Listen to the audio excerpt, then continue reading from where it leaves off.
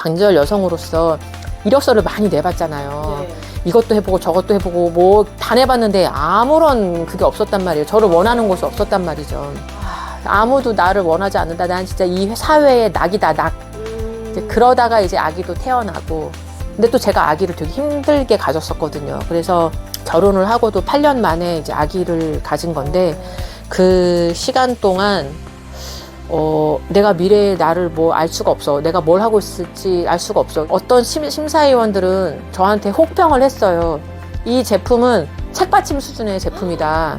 진짜로 들었던 얘기예요. 정말요? 예, 근데 저는 하나도 기죽지 않았어요. 왜냐면 이런 지원 사업에 그 심사평가위원들은 거의 5, 60대 아저씨들이 많습니다. 그렇죠. 95%는 남자들이에요. 아저씨들. 그렇죠. 근데 저는 그런 생각이 너무 강했어요. 속으로. 당신들이 육아에 대해서 뭘 알아?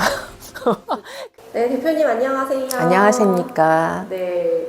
우리 대표님 지금 운영하시는 회사나 제품에 대한 소개 간단하게 자기소개 한번 해주시면 좋을 것 같아요. 네, 저희는 차갑고 딱딱한 세면대를 커버해주는 세면대 쿠션 힙비를 만드는 모인이라는 회사입니다. 제 이름은 김민정입니다. 반갑습니다.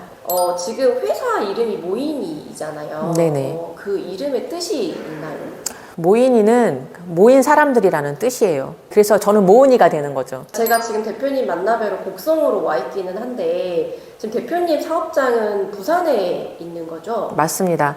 그 부산에 있는 공장에서 저희 세면대 쿠션을 제조하고 있고 거기서 이제 근무하고 있습니다.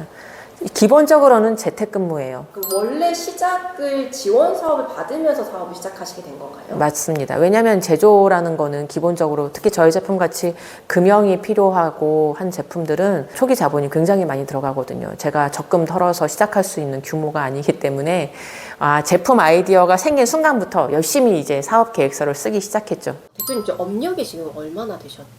저희 2016년에 시작했으니까 이제 올해 벌써 9년 차입니다. 시간이 빨리 가네요, 진짜. 그러면 사업의 첫 시작은 어떻게 시작이 된 건가요? 일단 제가 이제 뭐라도 한번 해보자라는 마음이 있어서 뭔가 일을 시작하는 거, 창업을 하는 거에 대한 도서를 한 권을 우연히 읽었는데 거기에 정부 지원 사업이라는 게 나오더라고요. 그래서 내가 그냥 꼭 돈이 있어야만 하는 것이 아니고 정부 지원 사업에서 내 이 사업 아이템이 긍정적이고 시장성이 있다면 거기서 이제 그런 자금을 보조해 주니까 이제 그걸 한번 준비해 봐야 되겠다라고 생각한 게 그 시작이었죠. 근데 이게 제품이 네네. 내가 집에서 혼자 만들 수 있는 제품은 아니잖아요. 결국은 아마 뭐 만들어 줄 수 있는 그런 것들을 찾으셔야 됐을 건데 그럼 그때 처음 지원 사업 받은 그 금액으로 이 제품을 본격적으로 만들고 만들어 줄 곳을 찾아보신 그 시작이 되신 건가요? 그렇죠. 일단 지원 사업에 통과가 돼서 제가 이제 어떤 예산을 쓸 수 있게 됐어요. 그러면은 저는 일단 공장을 찾아야 되잖아요. 네. 사실 이 제품을 이렇게 만들면 된다라는 안까지 있지, 이 제품이 그래서 어떤 소재가 될지는 나도 모르는 거예요. 그렇죠. 전문 디자이너한테 디자인이 들어가야 돼요. 저도 그래서 전문 디자이너가 새롭게 디자인을 해준 거예요. 그리고 디자이너의 이제 그 권유로 이거는 이런 소재가 적합하겠습니다 하고 권해줘서 그 공장을 찾게 된 거예요. 그래서 맨 처음에는 그 디자이너가 알아본 공장으로 가서 제품을 시작했죠. 그러면 그때 처음 그 지원 사업을 해서 제품이 나왔다라는 거잖아요. 그래서 판매가 이제 시작이 된 거죠? 절대로 아니죠. 아닌가요? 예, 그 제품을 만들었다고 시장에 바로 판매가 되는 제품이 나오기는 굉장히 희박해요. 저 같은 경우에도 제품을 하나 만들었는데 제품을 만들고 보니까 제가 생각했던 거하고는 조금 약간 좀 다르다. 좀 약간 미흡한 부분이 있었어요. 그래서 여기만 조금 고치면 될 것 같은데 하는 게 있었거든요. 그래서 이런 안도 내보고 저런 안도 내보고 해서 제가 시제품이 나오기 전까지 한 제품을 세 번 고쳤던 것 같아요. 한 3번 고치고 제품이 또 나왔는데 그 제품을 한 2년 판매했어요. 네. 2년이 지났을 무렵에 대대적으로 제품 소재, 디자인, 색상, 생산 공장까지 다 전면 교체하게 돼요. 2차 리뉴얼 할 때가 사업한 지 몇 년 차 정도 되셨을 때였나요? 2년 차 됐을 때 리뉴얼 사업을 한 거예요. 그리고 2년 반 됐을 때 런칭이 된 거예요. 그러면은 2차 리뉴얼 한 다음부터 지금 계속 성장하고 계시잖아요. 그러면서 내가 가장 사업하면서 진짜 위기다. 나 이제 못하겠다. 그런 거 겪으신 적도 있으시죠? 있어요. 그거는 자금의 문제예요.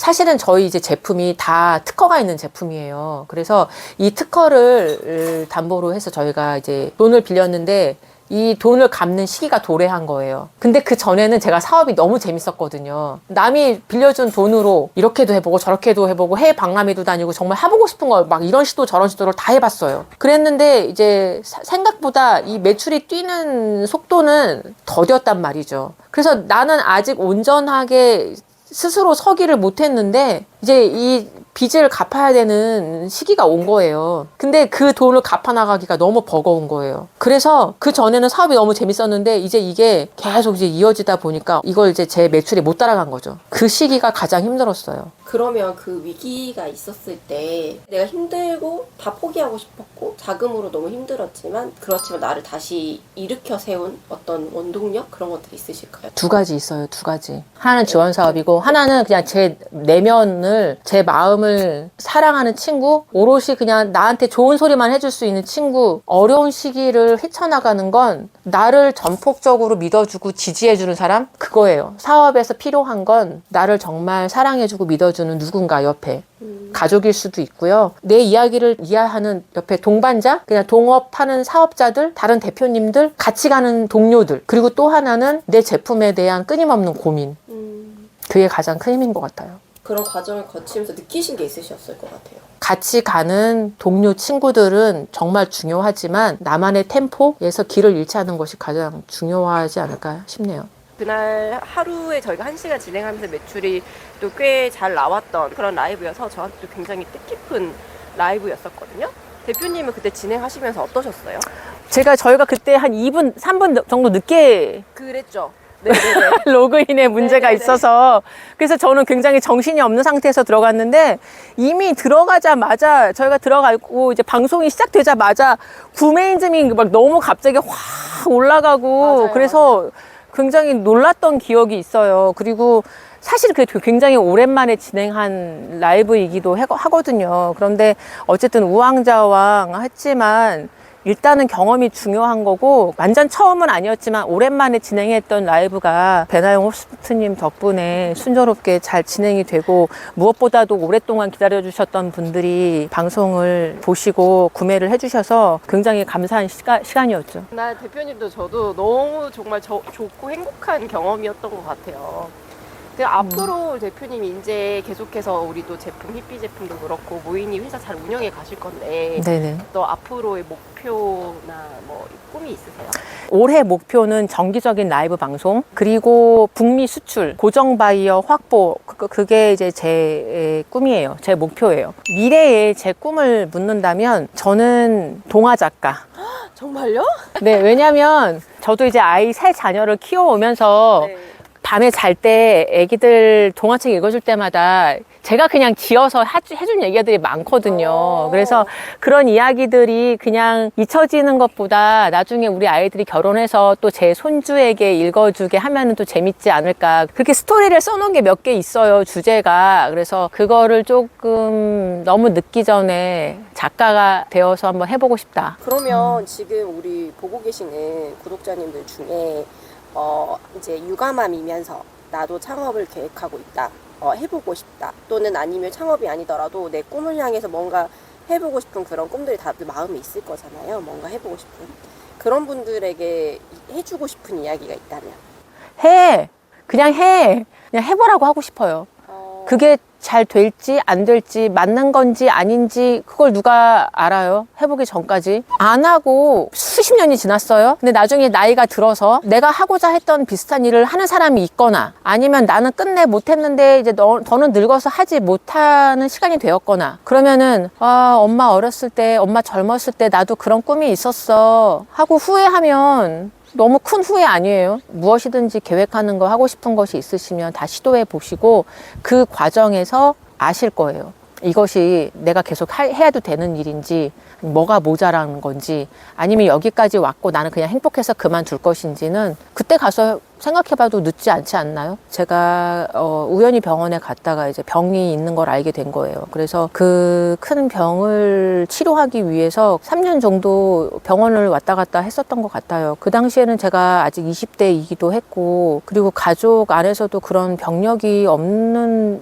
제가 그때 암이었거든요. 그래서 20대에 내가 뭘 했길래 암이 걸렸을까 하면서, 사실은 그 3년 동안은 그냥 뭐 정신이 없었고 항암 치료도 받고 하느라고, 그리고 그 이후로는 이제 계속 유산이 되니까 또 병원을 또 오래 다녔어요. 그래서 제가 결혼을 하고 8년 만에 자녀를 갖게 된 건데, 그 8년 동안의 시간 동안 안 해본 고민이 없거든요. 근데 가장 힘들었던 게 그거였던 것 같아요. 내가 내년에는 나을까? 내후년에는 나을까? 낳고 난 다음에는 내가 자녀를 원하는데 내년쯤에는 자녀가 태어날까? 아닐까? 왜냐면 그때 계속 또 유산을 하니까. 그러니까 불확실한 시간들 때문에 아무것도 계획을 할 수가 없는 거예요. 내 의지로 어떻게 될 수 있는 게 아니잖아요. 그래서 그런 시간들이 되게 힘들었지만 끊임없이 저한테 의문은 던진 것 같아요. 그래서 건강해지면 뭘 할 건데, 나중에 좋아지면 뭘 할 건데. 그래서 그 시간들이 저한테 오히려 끊임없는 질문을 주고받는 시간 동안 내가 어떤 사람인가, 나는 뭘 해야 되는 사람인가라는 고민을 해본 그 시간이 정말 너무 고마워요. 대표님, 오늘도 시간 이렇게 내주셔서 너무 감사드립니다. 네, 또 저는 좋은 기회에 또 대표님 뵙기를 기대하고